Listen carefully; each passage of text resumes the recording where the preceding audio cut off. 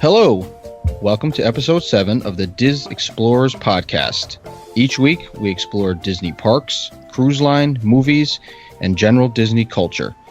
Before we begin this week, I'd like to express our sincerest sympathy and thoughts go out to all those affected by the recent tragedies in and around Orlando. Our troop is with heavy hearts after hearing about this terrible thing. So now, we're going to enlighten everybody's spirits and move on to positive things. So tonight, we have almost the whole troop back. So let's go around the horn and say hello. Melanie. Hi, everyone. And Milford. Hello. Adrian. Hi. And Jessica. Hello. Crystal can't join us tonight, so we'll catch up with her next week. I am RJ. So this week, Milford returned from his whirlwind tour of Florida, above the Dream, at the Kennedy Space Center, and a short trip over to Disney Springs. So we'll speak with him about his trip, and he'll recap all the new stuff and all the exciting things him and his wife did over there. And later on, we'll get to talking with some Disney Cruise Line stuff with some Q&A with our master sailor mama, Mel. Without further ado, we're going to turn it over to Milford, and what do you got for us? Well, we just returned from our cruise/relaxation vacation.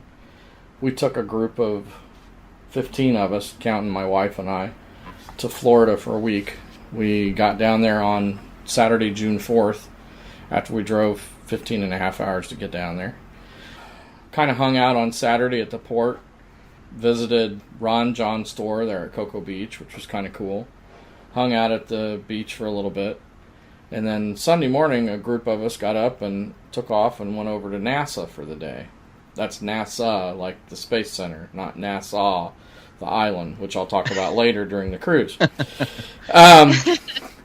Some really cool stuff over there. I'm not going to go into a lot of the detail for that, because I want to talk about that in a later segment sometime down the road about things to do if you come in a day early for a cruise. But the one thing at NASA you have to do is you have to do the Atlantis experience. They've built a building around the Space Shuttle Atlantis, and you go in and they have a show that talks about all the engineers that were involved in the construction of the Space Shuttle fleet, which started clear back in 1969. And they go through all the stuff they went through with designing this thing and how they were going to come up with how this thing was going to be reusable and those kinds of things. They take you into another room where you think you're going to watch another video, and it's actually a video of the Space Shuttle Atlantis being launched. And then when it launches, a curtain goes up behind the scrim in this room, and lights turn on the space shuttle that's literally sitting in the room behind this scrim. So it lights it up, and you can see it back there. I have some pictures that I'll post as a part of some of my blog posts that I'm working on this week on my site. But that was the cool thing about that. And then I took a bus tour that took you out to a bunch of the launch pads and things like that. But I'll go into those things in detail in my blog article, and then hopefully later on a separate segment that we'll do on here. So after that, we hung out some more at Cocoa Beach that night. We found out that at Cocoa Beach that night it was Food Truck Sunday. So at Cocoa Beach they had like 40 food trucks set up, and you can go down there and eat dinner and hang out at the beach, and it was really cool. Wow. So after that, off to bed. Well, some of us went off to bed. Others partied a little too late that night. Not me included. No. Shocked. So, fast forward to Monday morning, we get up and news of the tropical storm that's coming across Florida comes up on the news, and we're all thinking, oh boy, are we going to get out? So we got loaded up, headed over to the port, and we actually got there at 10:15 to unload our luggage. And for some of you that have cruised know how this is. There were actually already 300 people in line to wait to go into the terminal at 10:15. Wow. Lined up into the garage. So we unloaded our luggage, parked the cars, got in line, and went in. So various of us went off in different places in the port, got checked in, because some of us had to check in at the normal desk. Some of us got to check in at the platinum desk, and then we had one child we had to get registered for kids' activities. We all got boarding times less than 10, so once they announced 1 through 10, we were off to the ship. Not too many changes in the terminal. It's pretty much the same security and everything that's been there. Pretty much the same flow through the terminal. So we got on board, and some of our group went to lunch down in the Enchanted Garden, which is down on the second floor of the ship, where they had a wonderful buffet. I always recommend going to the lower deck restaurant that first day. The pace is so much better. Cabanas is always so crowded and crazy. Yeah, it's a lot less crowded than Cabanas because everybody wants to go to Cabanas because they can sit out on the deck. And, of course, when you sit out on the deck up at Cabanas, you get bothered by the birds, but not my favorite thing to do. No. Now, all that stuff is up and running when you walk on the ship, when you embark? Yeah, so absolutely. So part of the process when you go aboard is the first thing they tell you is, okay, we have lunch ready for you in either Cabanas or the Enchanted Garden. And it's a nice buffet lunch, and I mean they have everything from crab legs to peel and eat shrimp to you name it. Anything you could expect would be on a cruise buffet is on that buffet. So I think there were even little lamb chops and some other stuff. So, but very good food. You know, I can't complain about the food on a Disney cruise. It's always wonderful. So our first day, as many of you know that cruise, they have what's called a sail away party. So a lot of us went up and hung out on deck 13 at the Signals bar because we all have beer mugs, and obviously we want to drink beer, and a couple of us smoke cigars up there. So we did that and then took off and watched the sail away party. We get to the sail away party, and I look around and I'm like, and I think you saw it, RJ. I think you piped into my Periscope. Yep. We were already at the end of the channel when the sail away party started. Yeah. The captain had come over the broadcast system and said, don't be alarmed, folks. We are probably going to sail right after the muster drill because the storm was literally bearing down on us coming over Florida. So he wanted to get out to sea and get away from this storm before it got in there. And we weren't the only ship in port. There was also a Royal Caribbean boat in port, and they actually took off out of there like at 3:30. I will give the captain credit on this cruise. He kept us out of harm's way, kept us in good weather pretty much the whole cruise. But I'll talk about the sea day here in a minute. So our first dining experience was the Royal Palace that evening, which is a French cuisine. We were lucky enough that I was able to get us hooked up with a waitress that we had previously. Her name is Maria Vitka. She was just so shocked to see us. She had even remembered that my wife and I's anniversary was Monday, and brought out stuff for our anniversary, and the other waiters came out and sang for our anniversary. So that was pretty cool. Wow, that is really cool. That's very cool. So, of course, you know, they have a lot of French cuisine at that dinner. So my wife had her normal escargot, and I had my French onion soup, and I think she had the Chateaubriand, which is a steak type meal. I can't explain some of that stuff because I'm not French and I don't understand it all. I can understand French onion soup and snails. That's about the extent of it. That's all you need. Now, do you do, if I'm remembering from the one cruise I took, did they have two seatings? There's like, what was there, like a 5:30 and an 8 or something? Yeah, so they do a 6, a 5:45 or 6. I can't remember which it is because we never do the early dining. And they I didn't either. Is it 5:45? Okay. I think it's about 5:15. Okay, and then we did the 8:15 dinner. So we always do. Right. My wife and I always do the late dinner because maybe it was 5:45. I have to look again. Typically, it's less kids. Right, that's what I remember them saying. This cruise. This boat was full of kids, and if it wasn't for the adult area, I'd probably be pulling my hair out. So for the late dinners, if you can be awake for 10 o'clock desserts. Yeah, which depending is okay, on the time zone. Which is okay until you get to Pirate Night, which we'll talk about in a little bit.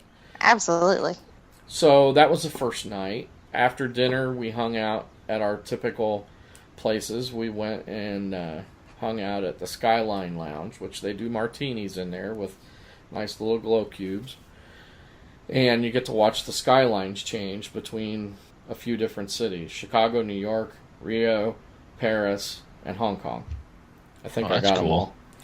And that's really cool to just kind of sit in there because it's relaxing, it's quiet, there's not a people yelling, there's not people playing thump music, and it's just quiet and relaxing, and you can actually talk to one another. We call it that too! Thump. Yeah, I was trying to be nice.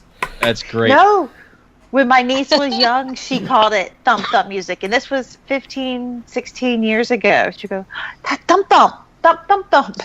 Oh, wow, that's whenever funny. she would hear bass, and we just laughed. So it stuck. Thump music. Yeah.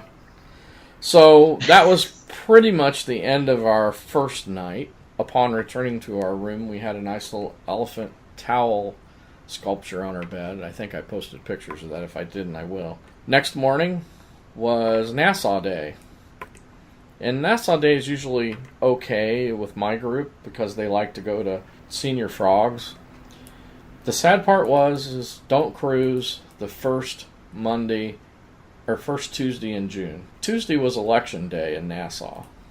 Oh. So I thought Indiana had backwards laws about alcohol. There's no alcohol for sale the entire day on election day in Nassau. Or anywhere in the Bahamas for that fact.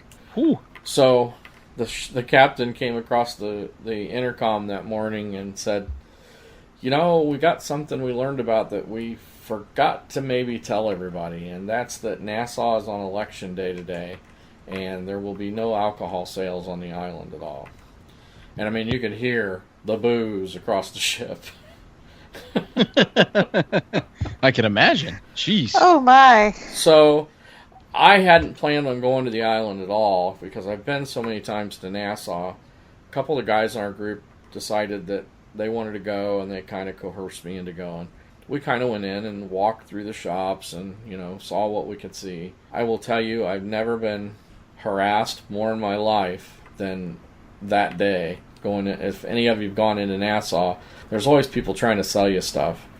But it seemed like it was 4 times as worse this time. Guys coming up saying, hey, you want Cuban cigars? Hey, you want this? You want that? You want a taxi to Atlantis? I'm like, no, if I was going to do that, I would have booked it on the ship, but thanks. So we were walking down the street, and we happened to walk down around the corner by where the Dunkin' Donuts is at the far, I'm going to call it, east end of the island, and I don't know my directions on that island. But basically to the right of the ship port. And you go down around a corner, and there's a bank, and there's a Dunkin' Donuts. Well, we were walking back on the secondary street, and we saw this building, and it said Pirate Museum. And I'm like, okay, that sounds kind of cool. So we walked in. It was $13 to go through this pirate museum. And I've got a whole bunch of pictures I'm going to post and write a separate blog article about that. But you basically go through, and it tells you the history of pirates in the Bahamas. And nice. That is so cool. The truths, the false, they talk about Mary Riley, which was a popular pirate in the Bahamas. And it was actually really cool. We spent probably an hour and a half, 2 hours in there going through this thing. Oh, that's awesome. So I'll post some pictures of that later. But we actually found something new to do on the island. After that, we just kind of walked the rest of the way back to the ship. We were kind of all 3 of us were getting bored, and it was like, yeah, it's time to go back to the boat where we can drink. So we headed back to the ship and kind of all went and changed and got ready to go to the pool. And we just kind of hung out the rest of the afternoon. So that was the day I decided to go check out Vanellope Suites. Vanellope Suites was put in during the dry dock last September and took the place of RJ's favorite place, the arcade. So there's no arcade on the boat anymore. Oh, man. So you walk into this sweet shop, and you're greeted by, now I can't think of his name, King Candy from the Wreck-It Ralph movie. Yep. There's a big old statue of him standing next to Vanellope's little candy car, and then Vanellope's in there hanging from the ceiling, and I'll post pictures of this too. Oh, that's cool. But they have the typical fare like you'd find at any of the candy stores at Disney World. So you got the make up your own mix of M&Ms or Jelly Bellies or different kinds of stuff that you'd find at Goofy's Candies at Marketplace. But then you turn around and you look in these glass cases, and they have everything from chocolate-covered pretzels to chocolate-covered strawberries to you name it, they had it. Fudge, everything. Walk down a little further, and they have two cases that are full of gelato. One cabinet is gelato that's all just basically single flavors, so chocolate, stracciatella, or whatever the heck you call that, I can never pronounce, which is a mini chocolate, different flavors, raspberry, chocolate, vanilla, all those.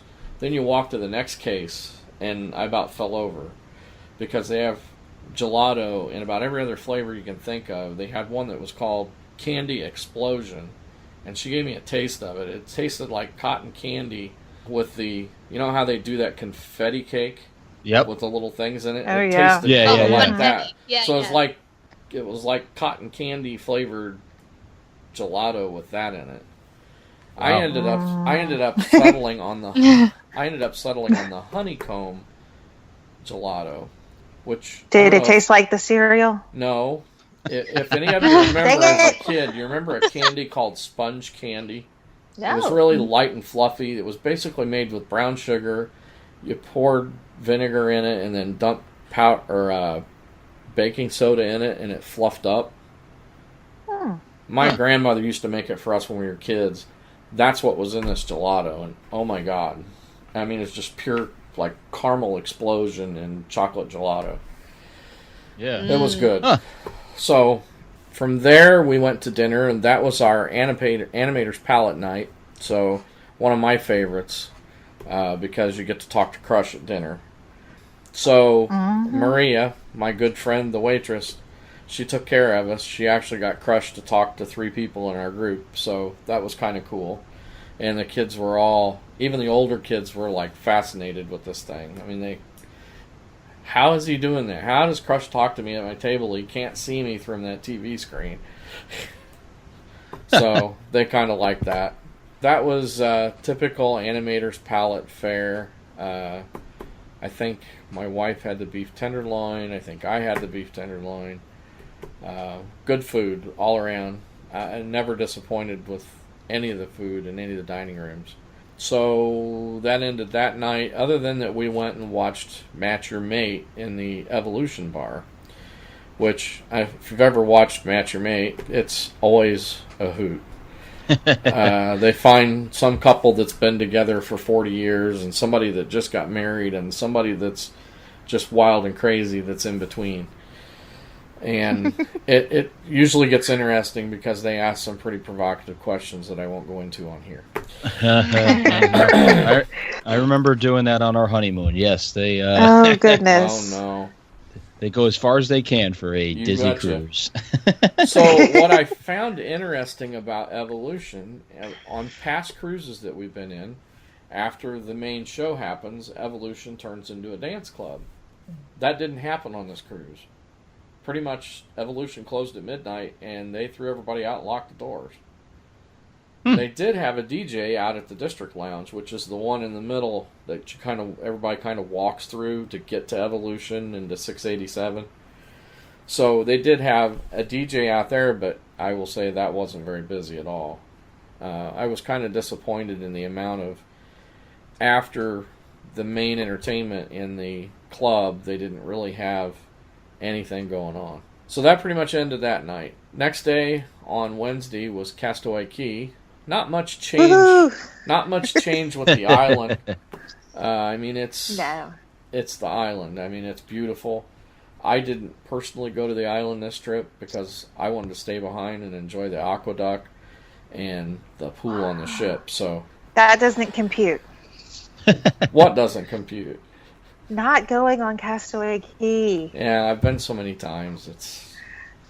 You got to remember, I did DVC member cruises. So DVC member cruises, we were at the island twice. Right. On a 4-day cruise, or on a 5-day cruise, 4-night cruise. Yeah, those double dips are becoming more popular. Disney's starting to listen to that. Yes. So most of our party went to the island, at least for a little while. We had a few people that ran the 5K. I didn't because I ran it in September, and I've been having problems with my foot, so I did not run the 5K this time around. I will the next time we go, but didn't get there this time. I will say we had a beautiful day at Castaway Key. I don't know how he did it, but, if they had some way they controlled the weather, they did a good job of it, because when I looked at the thing on the TV in the room, there was thunderstorms all the way around that island, but not while we were there. So we got really lucky. Tell me a little bit about what's available on the island. Oh, okay. So obviously the island's kind of split in two. There's a family beach area, which takes up the majority of the island. There are 2 restaurants, Cookies and Cookies 2, where they serve food on the island for everybody that goes on the island. They have excursions available to do glass bottom boat, jet skis, parasail, and a bunch of other different types of excursion that you could do. Unfortunately, that day, which were all canceled because of the tide being so low that day. And then you go out to the runway, which is where they have the 5K, and out to the 5K, out to the runway, you go down the island runway all the way to the other end of the island, is what's called Serenity Bay, which is just for adults. We had a group of our people that went out there and hung out. My wife actually went out with one of our friends' mom and one of the kids who was over 18, and they hung out there. So they really. So do they have childcare or anything available if you want to enjoy that other part? Yeah, so there's a place on the island where you can take your younger kids, which is called Scuttle's Cove, and they have their own area where they can go and play in, like a water play area. They do activities with them all day, things awesome. of that nature. And then it's basically the kids' clubs transported to the island. Absolutely. So it's secured programming with the youth activity staff, so the adults can either go snorkeling, do their own port adventures, or head on over to Serenity for some adults only time. Yeah. That's Serenity Bay.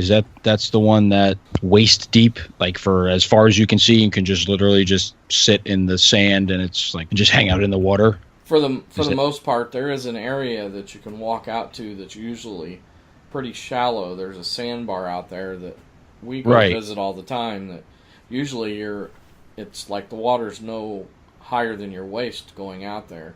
Yeah, that's what I remember. Yeah. They had told me that they went out there this trip, and it was that way this time. I actually got trapped out on that sandbar one time. I don't swim well. That's the other part of the problem. But that's for another day, for another story.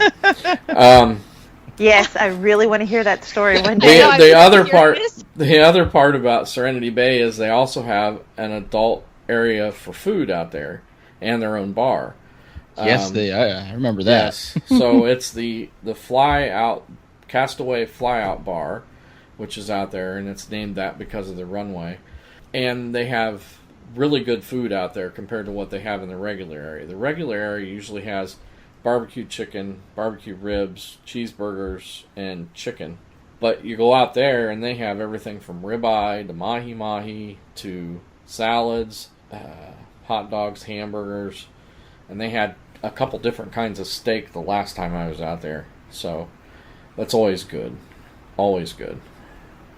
And you guys know the story about the island, right? No. Yeah. No.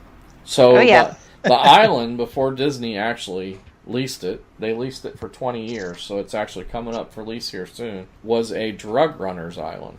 So they actually used to land planes there and run drugs through that island. Yep. To bring to the United States. That's funny. We'll just turn that into a complete 180. Yeah. Yeah. Yep. So with that discussion, there was a post that got posted this week while we were on the cruise that I caught wind of about Disney talking about another island in the Bahamas called Egg Island. Right. And then apparently they're in negotiations to take that island over. So I have a feeling there's something moving with that, with the fact that they've got 2 new ships coming. they're going to need places. I don't know. To I put might believe things. that when I see the 5th theme park. Yeah, I know. Right. Well, but we do have a 5th and 6th ship coming, so We do, and I don't think the Castaway, if they're going to stay in that vicinity, I'm not sure Castaway could handle the volume of. Basically, they'll be able to handle the same amount of guests as the Dream and the Fantasy, even a little bit more. Yeah. They'll need to do something. yeah, that's for sure. That day was also Pirate Night.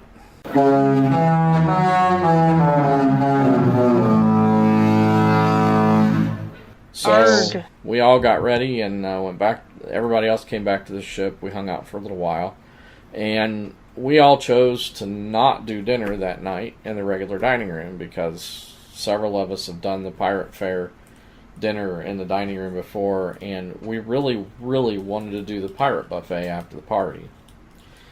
We opted to skip dinner, so of course you know what that probably means. We hung out upstairs and drank more beer. And then shocked. we all went and Shocked. got ready for the pirate party, attended the pirate party, which was cool. Nobody's ever, if you haven't been to the pirate party on the Dream or the Fantasy before, instead of on the Wonder and the Magic, Mickey actually repels from one of the smokestacks.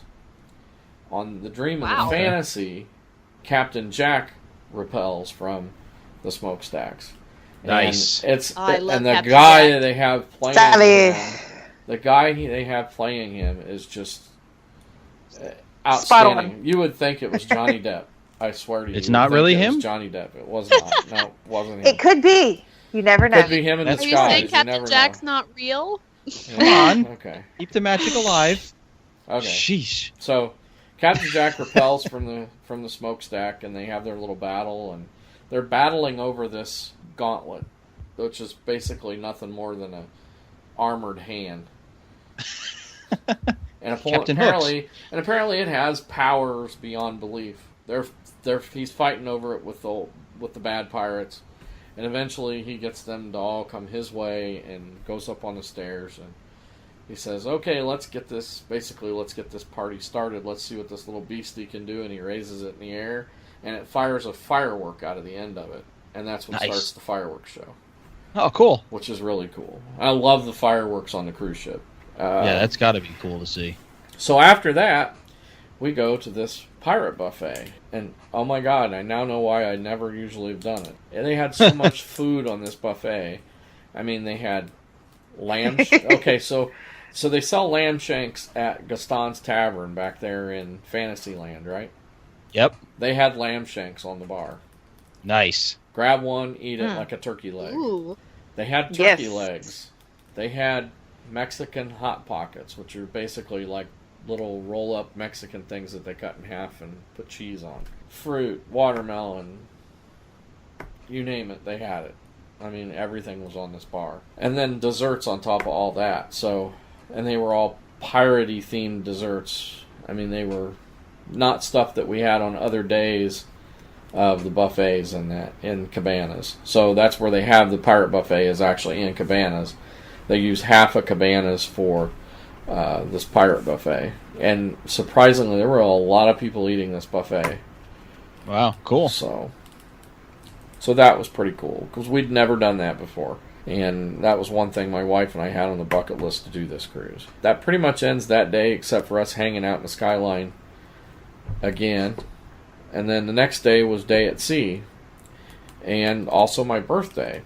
So I got up Thursday morning, and I'm just kind of walking around the room, and the phone rings, and I actually got a call from Mickey on my birthday in my stateroom.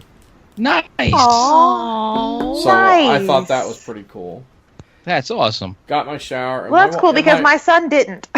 Oh, no. Okay, I won't say he didn't. He's a teenager, so he may just not have been in the room. That could be. I'll have to see if Mickey left him a message and he just didn't get it. Yeah, Because that seems like something Mickey would do. yeah. Yep. So So what else happened with your birthday? So I got showered, got ready to go. My wife was already out and about because I slept in a little bit, and opened the door and literally falls at me this letter and card and stuff from my room host, from the my waitress and my assistant waiter, and the head waiter in the dining room, and the captain. So I actually had a birthday card from all those people. Wow, that's outside awesome. my room. Aw. So that was kind of cool. Got up, and that was sea day, so we just kind of bummed around the ship. Hung out at the adult pool area all day. You can imagine what kind of things happened that day. But those servers come by your chair good. every 15 minutes. Goodness. Maybe every. But they are efficient. Maybe every 20. Maybe every 20. I will have to say there were a lot of people on the boat that we'd met before.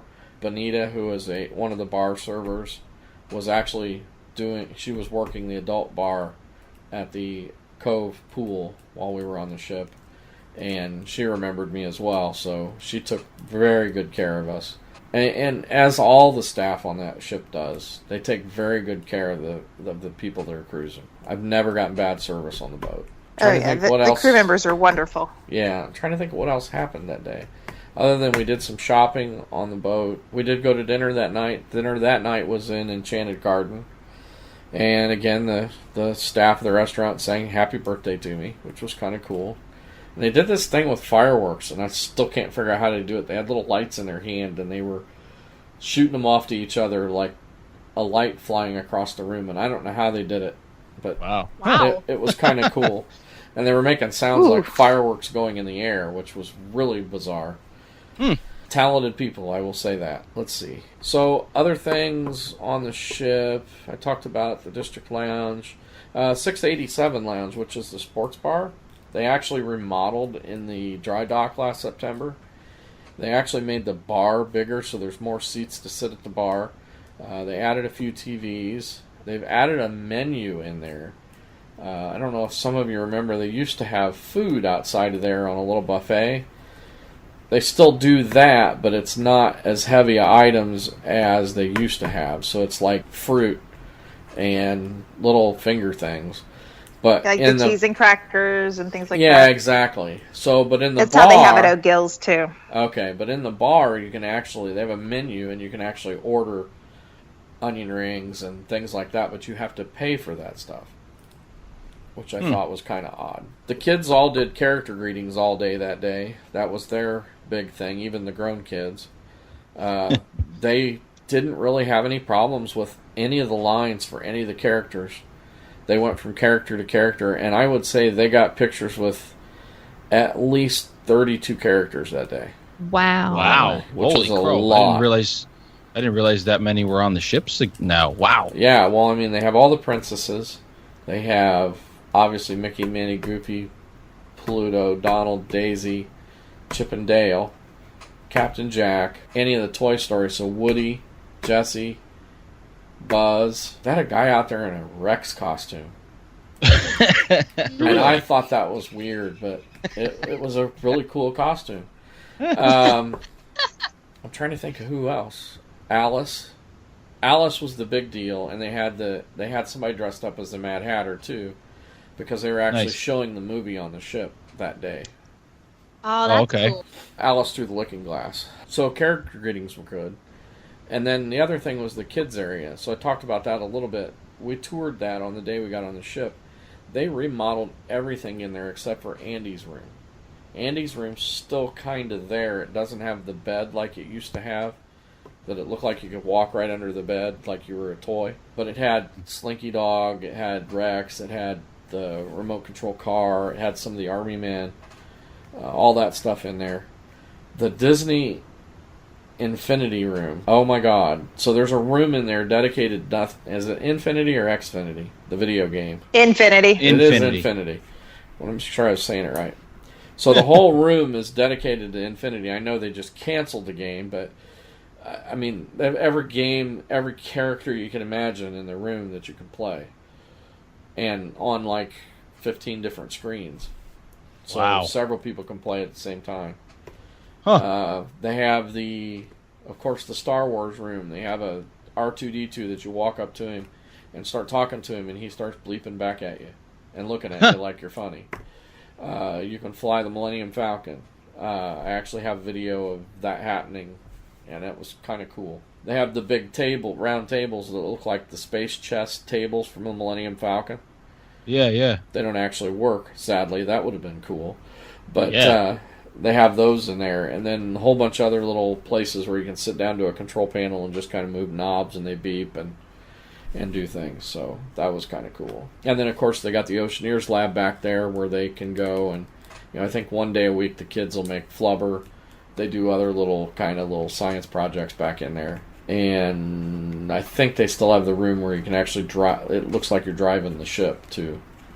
So. Oh, wow. Yeah, yeah. Yeah. So that's pretty cool. Let's see. What else? Nothing else about Sea Day other than he kept us in good weather all day until early to mid-evening. Because eventually he had to start heading back to Port Canaveral. But he got permission to sail clear back up by Miami. And one of the officers was telling us, he found like a 3 mile by 3 mile square, and he just kept sailing it around in circles in this 3 mile square to keep us in sunshine and out of the rain. So we had a good day at sea. So, like I said, I give that crew kudos for everything they did to keep us out of the bad weather. Awesome. Wow, yeah, it sounds great. So that's pretty much the cruise. We got back to port about 4. I think we docked at 5 in the morning Friday morning. And of course, we went down for breakfast and packed up and got off the boat and headed for Disney World. So we left for Disney World, spent 2 nights at Disney World. We stayed in Animal Kingdom Lodge. We are DVC members, so we actually own at the Animal Kingdom Lodge. We stayed at Jumbo House on the 5th floor, and I don't know if anybody knew this or not, but they've remodeled all those rooms. Yeah. All the rooms have lighter color paint. They replaced the TVs with these ginormous 65-inch hospitality level TVs that are just phenomenal. Placed all the carpet in the hallways. They've redone tile. It's really nice. Really nice. And the one bedrooms over there now sleep 5 people where they only used to sleep 4. So we hung out for the day. We decided we were going to go to Disney Springs. We looked around, or we this time on Friday we rode the bus that time. The bus stops have all moved. There's no longer bus stops at Marketplace. All the bus stops are basically in the center. So if you remember kind of where the Pleasure Island bus stops were, Yep. or where you got out there where Planet Hollywood is, that's where all the bus stops are now. Everybody gets off there. Oh, wow. So that kind of dumps you in the middle of what they call town center or the actual Disney Springs. And I will tell you at first glance, my wife and I walking into this, my thoughts were, oh my God, it's nothing but a high-end outdoor mall. Yeah. And that's pretty much what it is. I mean, they've got all these high-end stores from UGG to Coach, and, well, Coach isn't there yet, but they will be. Lucky Brand Jeans is there, and several other, Pandora, all those high-end stores are out there. So you kind of have to walk back through all that to get to the normal stuff. So where T-Rex is, and the Lego shop, and the Disney store. And I got some pictures that I took down there. There's one big building that's like a farmer's market. It looks like a big old brick building. And you walk through it, and it's got this really high roof, but it's got stores down both sides of it. So that night was the night we had decided that we were going to eat at Morimoto's. So we got down there a little early. So we thought we'd walk around. We did that and thought, well, it's too early for our reservation. So we went into Raglan Road, sat at the bar, listened to the entertainment, had a beer. While we're sitting in there, I mean, the skies just open up. I mean, it's coming down in buckets. And I'm like, crap, I hope this quits before we got to go across the road to Morimoto's. And so we sat there, and we sat there, and we sat there, and it didn't quit, and it didn't quit, and it didn't quit. And it came 6:15, and we're like, okay, so we got to get to dinner. So we paid our bill, and we just went to the front door of Raglan Road and said, you know what, we just got to go. The lady in the shop was nice enough to give us bags to put our hats in so they didn't get drenched. But we just basically ran out the door, trucked across, and got in the door over at Morimoto's. Thankfully, the hostess there was greeting us with towels so we could wipe off when we got in there, which was really nice. You know, that's something they didn't have to do, but they did that. So when you come up on this place, if you guys remember the building that had Pleasure Island across the top of it. Yes. Right. It now says Disney Springs Bottling Company, I believe. It's that building, which I think used to be Mannequin's Dance Hall, if I remember correctly, back when it was Pleasure Island. So they've completely remodeled the inside of this, covered the whole front side of this thing with glass. You can literally see all the way through the restaurant from across the bridge from where the new town center is. But it's 2 levels. So when you go in, you're on the first level, and you look up, and they have all these chandeliers. And I posted a picture in my blog article of the chandeliers. They're these lit-up chandeliers that actually have some sort of fishing contraption in the middle of it that keeps the lights to their shape. It looks like some sort of basket or something that you'd catch crab with or keep fish in. So there's stairs that go up to the second level, and the second level just basically goes around the outside of the building. So they can actually look down on the first floor through the middle, which I thought was pretty cool. We actually sat on the first floor. They seated us close to the kitchen. The whole kitchen area is all glass. It's a glass wall. And you can look in, see through. You can see the Peking ducks hanging there, smoking in their little thing, which is kind of weird because I don't know if you've ever seen them smoke Peking duck, but they smoke it with the whole head on and everything. Oh, So like a Christmas Story. Yeah, exactly. Yeah.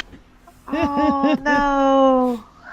So I thought that was kind of weird. And I do have pictures of the kitchen. So we got sat down in there, had our dinner. I ordered the Morimoto ribs, which, very good ribs. They are tempura fried, and then they dredge them in cilantro and tamarind barbecue sauce. Wow. Ooh. And I mean, they sounds good. literally pulled off the bone. They were a little spicy for my wife, so she didn't eat much of it, but she thought they were good as well. More for you. More for me. Yeah. I only ordered 3 ribs because they weren't exactly cheap. 3 ribs were $14. So Yeah. it was a little pricey to eat there, but it was something we wanted to experience because my wife and I made a promise a long time ago. Every time we go to Disney World, we're going to try something new. So we succeeded. So then once that came out, we ordered our dinners. My wife ordered the beef lo mein, which was very good. And I ordered the pad thai chicken, which, interestingly enough, had tofu in it, which I've never in my life eaten tofu. Huh. This tofu. Me neither. This tofu was fried, and if you would have told me it was tofu, or if you wouldn't have told me it was tofu, I wouldn't have even known it. I mean, it was that good. Interesting. And maybe underlying, maybe I just like tofu. I don't know, but I'd never had it before, so it always looks weird to me. So, and then I had a Thai tea, which I'd never had. So this Thai tea was basically brewed tea with cream, with a Thai spice put in it. So it was iced. It had a little bit of a spicy bite to it, but not a lot. But it kind of reminded me of chai tea, with just a little bit more bite. Obviously, the Thai spices have a little more bite than cardamom and cinnamon have, but it was pretty good. We decided to opt for no dessert because we were both stuffed, and I failed horribly because I think my wife took pictures of her entree, but I did not take pictures of mine. Usually we're good with the whole food porn thing, but I missed the boat this time. And I did the same thing when we went the next day to the place we went. So I'm surprised after a cruise you were still able to eat. Well, yeah, you know. But I tried to be good I tried to be good on the cruise. I really tried to not eat everything I saw. That was really hard. I failed. I stopped trying. Yeah. I managed to only gain 3.5 pounds coming off of this cruise. So. Oh, nice. That's not too good bad. for you. Yeah. It's fantastic. We kind of hung around Disney Springs a little longer that night. Went back, crashed because we were both dead tired. Got up the next morning, kind of bummed around the hotel a little bit, and then we both went. Well, I actually went to go meet a friend of mine that works for DVC, and Sean was getting ready, and she actually met me at Old Key West. We went to the Gurgling Suitcase for lunch. So, for those of you that don't know, Old Key West is a DVC resort. They have a restaurant there called Olivia's. On the backside of Olivia's, there's a little bar called the Gurgling Suitcase. And we like to go there because it's quiet. Not a whole lot of people. It's not a very big place. I think the bar seats maybe 10 people. Yeah, if that. But the good thing is I can order from Olivia's while I'm there. So we got there, got our drink of choice. My wife ordered her favorite, which is the conch chowder, and I ordered the conch fritters. Had that. Had another beer. She ordered another bowl of conch chowder because she really likes it. And I ordered the Caribbean something chicken.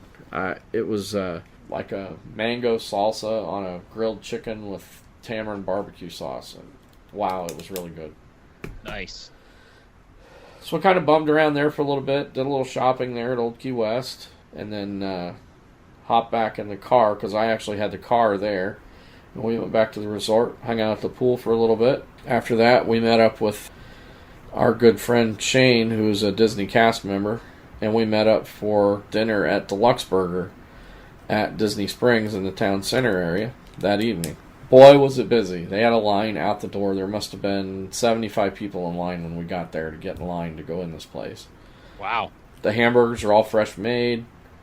Buns are all fresh toasted. The buns are baked that day. They have a lot of gluten-friendly options. So they actually have buns for their sandwiches that actually taste decent for gluten-free people. And Shane, our friend that works there, is one of those people. He has a gluten allergy. So he was telling us a little bit about Deluxe Burger. Basically, these were the Deluxe Burger is not a chain. This was put together by Disney. They built the building, and it looks like an old, I will say it looks like an old barn kind of thing. You walk in and the chandeliers are made out of ball jars, and if you remember the old glass insulators they used to have on the light poles, yep. Right? They have those on the chandeliers as a part of a couple of the chandeliers. It's really cool. It's really nice. Really just rustic looking place. I like it. He was also telling us that this was put together as a cookie cutter.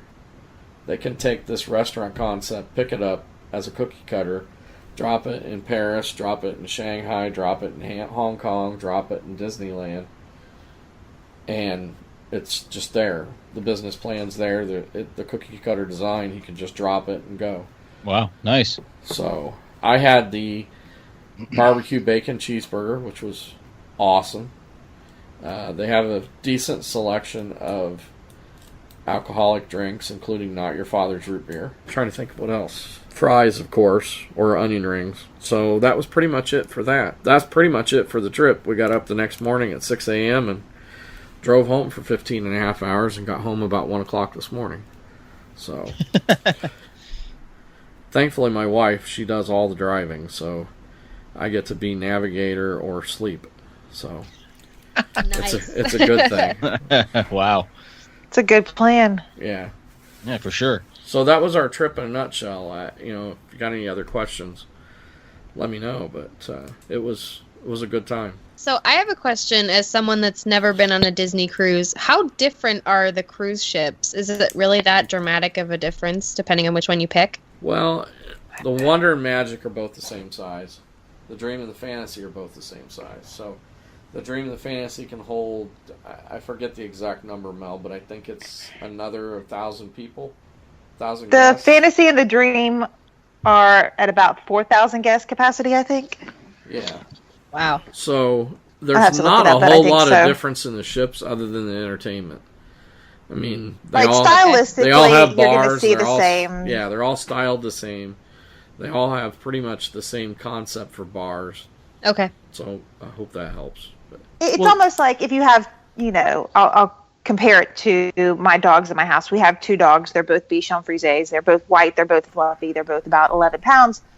But they're totally different dogs. I mean, I hate doing that kind of a comparison, but each ship, they all have the signature Disney style, whether it's Deco or Nouveau, but there are different personalities, almost based sometimes on the itineraries, because with the Dream, it's almost, although they do have special sailings, they have the 3 and 4 day sailings, where those vibes, you feel different on that type of a cruise than you do on a 7-day or a 10-day cruise. Right. So sometimes it's just the atmosphere and the vibe on the ship itself that makes each ship feel different. Each sailing has its own personality. So even though stylistically Disney does have a signature style with all of its ships, they all do feel different. That makes sense. Aren't the restaurants, I know they all have an animators on it, but aren't the restaurants, I know they have different names, but aren't they different themings? They're not all the same on all of them, right? The central dining room, your Royal Court, Lumiere's or Triton's, depending on what ship you're on. Those are all the atrium restaurants that I call them. They're all French-ish. Yeah. The classic princess type restaurants. The Enchanted Garden is only on the Dream and the Fantasy, where Carioca's is in the same location on the Magic, and what was Parrot Key. I was going to say, it will be Tiana's place when the Wonder is reimagined in the fall. Right. So it'll be more it'll have a New Orleans vibe to it. Right. So, which is really cool. So they are differentiating it somewhat between the ships, so it's not like you're going to get the same experience each and every time, which I like. I like that they didn't just carbon copy Carioca's for the Wonder's reimagining. Right, and I enjoyed Carioca's. And animators between the Disney and Magic is the same. On the Wonder and the Magic. On the Wonder and the Magic, yes. On the Fantasy, they have a different show than the Dream has. The Dream has the Turtle Talk thing with Crush. Right. But the Fantasy has the animators show, where you actually go in, sit down, draw a character, and they animate your character on the screen. And they don't actually do the Turtle Talk thing. No, they do not. And then there's differences on the ship decks too. Right. There's differences in how the adult area is laid out, how the Cove Cafe is laid out. The Cove Cafe is actually 2 stories on the Magic and the Wonder. It's only 1 story on the Dream and Fantasy. Oh, one thing I will tell you, on the Dream, they added a ton of basically shade stuff on that 12th deck that wasn't there before, and they added a family pool up there forward of the front funnel as well. So before there wasn't a pool there, but I think there is a pool there. I think there is a pool there on the Fantasy, and then they also added the Satellite Falls area, which is on the Fantasy, which has been popular. They added that to the Dream as well. And visually, the Aquaduct is you'll see that it's only on the Dream and the Fantasy, and the Aquaduct, which I highly recommend if you haven't done it, is on the Magic. That's awesome. Unfortunately, with the Wonders reimagining, as of yet, there's no new major water feature. They haven't mentioned it, so it's either not happening or it's just going to be some sort of a surprise. So no news on the water features for the new Wonder, but that Aquaduct. Oh my goodness. That I made myself do it just the one time, but whoa, that was fun. It's like Tower of Terror if it just dropped you once, but with water. With water. I can handle that. Oh, it was so fun. I will tell you. Oh, go ahead. Sorry. No, I was just going to ask, back to the restaurant parts, do all of them have Palo on it? Or just the Magic? Oh, they did put it on the. They all have Palo, but only the Remy is only on the Dream and Fantasy. Correct. Oh, okay. Correct. So they have two. So there's 2 signatures on their ships then. Yes, on the larger ones. Yes. On the larger ones. Oh, okay, cool. And Remy on the Dream and Fantasy now do brunch as well. Oh, nice. We did do. I forgot to mention that part on the Sea Day. We did do Palo, and as usual, that buffet was just fantastic. You can't ever go wrong with the buffet in Palo. No, I didn't. Ooh. We did dinner. I don't remember. I guess dinner is sit down. We didn't do a buffet when we did. It was dinner. Well, it's kind of the brunch is kind of a buffet. You get It's up and get buffet some style. of your own stuff, but then they also bring stuff to you too. So It's a combination. Although the last time I went to Palo, unfortunately, I was a little seasick. oh no. Uh-oh. And I had to leave mid-meal. I won't regale you with that entire story, but I tried. No souffle for you. No, I ended up having to excuse myself to go lay down. So, Uh-oh. but I know it was horrid. But they were so gracious. They were wonderful, and they understood completely. And I bowed out gracefully. But what I was able to enjoy at the beginning was very good. Paula never disappoints. I guess at the gold and platinum reception on Thursday, they did tell people expect some big announcements over the next year. So Fun. I would assume we're I'm going to hoping- start hearing new things about the new ships, and hopefully some stuff about what they're going to do to the Wonder, and hopefully anything that's got to do anything with islands, because that lease on Castaway Key is coming up in 2018. So. Well, I'm sure they've got to plan something, and it's just when they're ready to release it to everybody. Yep. My kids are all speculating about the signature dining on the new ships because they'll all be 18 when the new ones are launched. So my oldest is definitely lobbying for a Japanese steakhouse or sushi type restaurant. Oh, what is the name of the I have it right here. The sushi restaurant on Monsters Inc. Harryhausen's. Harryhausen's, thank you. That's what they wanted it to be named. They wanted it to be named Harryhausen's, and they want like a sushi restaurant on the new ships. Adults only, because at that point they don't want to deal with children. Because children are so beneath them. But At that point. they want a Harryhausen's on the new ships. So That would be pretty cool. I don't eat sushi, but that would be pretty cool anyway. It's a staple at our house. But yeah, so lots to look forward to with the new ships. Yep. All right. Well, it sounds like you had a busy time on the ship and a busy time in the parks, or not in the park. It seems like you were running around just as much as you would be even if you went to any of the parks all day long. Yeah, it was a lot of fun. I putting a group together of 15 people was a bit of a challenge, trying to get, Yep. from the travel agent point of view, trying to help them get everything organized, get their payments in, get their shore excursions booked. That was a little frustrating at times, but it's why I'm a travel agent, I guess. So, did the same group follow you off the ship into the Disney Springs as well, or did no? They all took off and drove home, and we dropped the one couple's parents off the airport on our way to Disney World. So, okay, yeah. So we were the only ones that stayed for the extra 2 days. Oh, I got you. Yeah, traveling in a group. Yeah, I agree. We've traveled in groups small like that, because that's basically, if my immediate family goes, we're 12 or 13, something like that, and we've gone with groups as large as 30.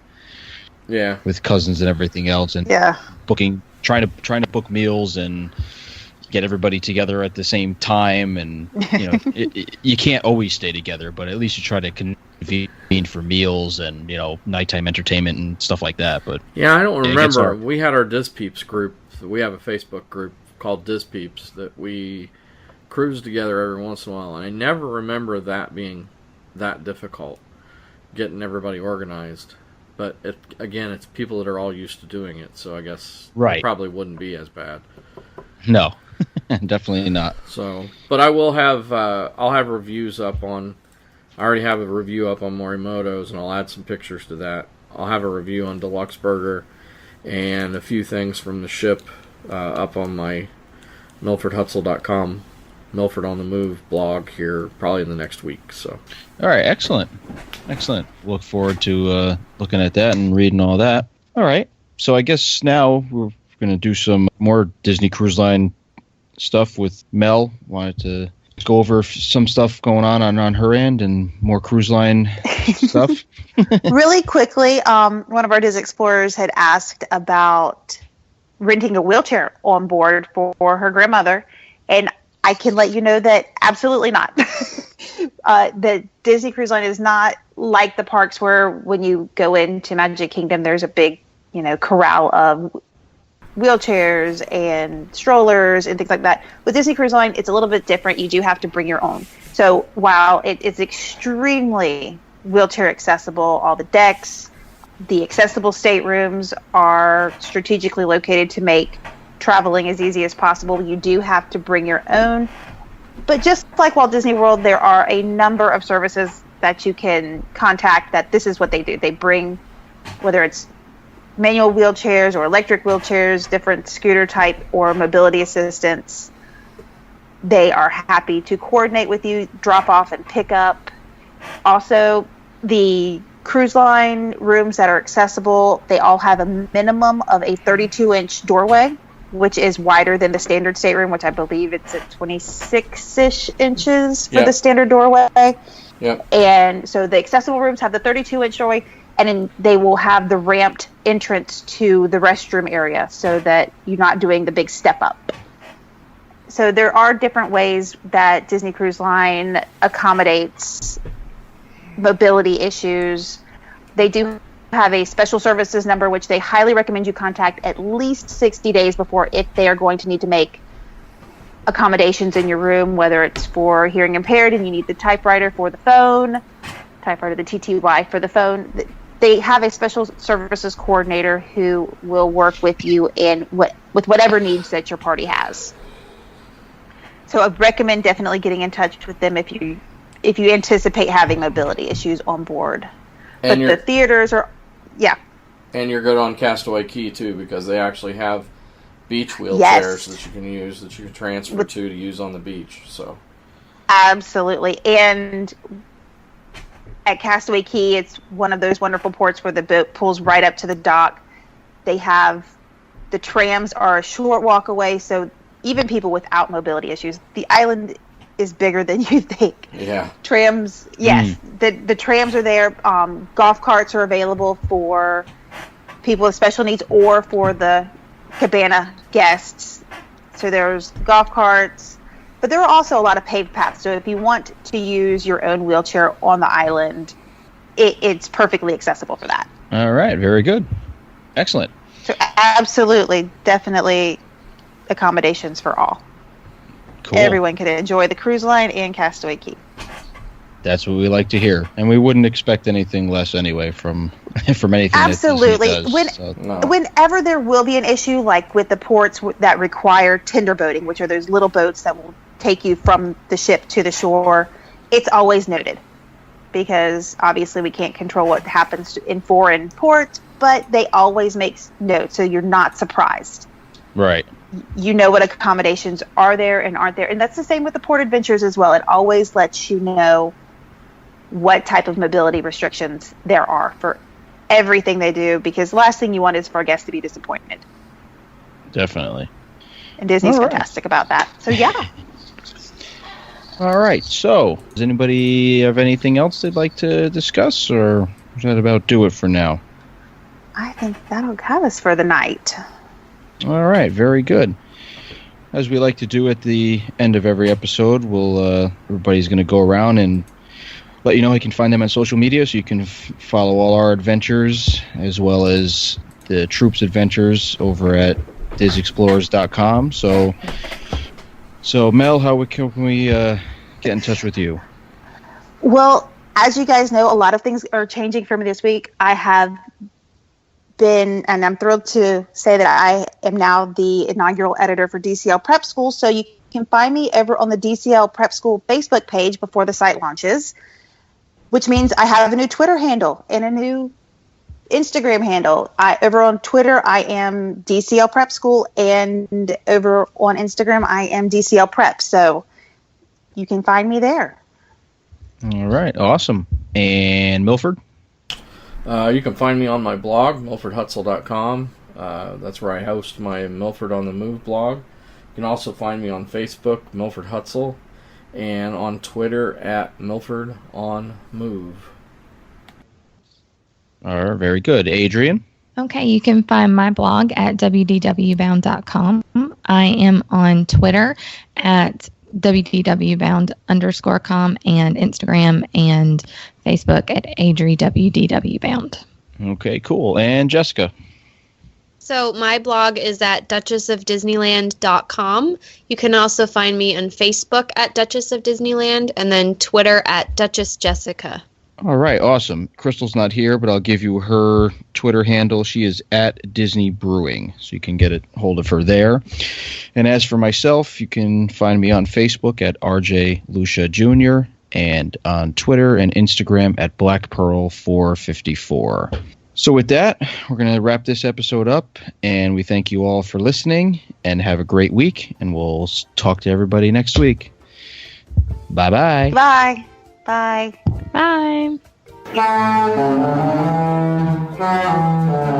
Bye.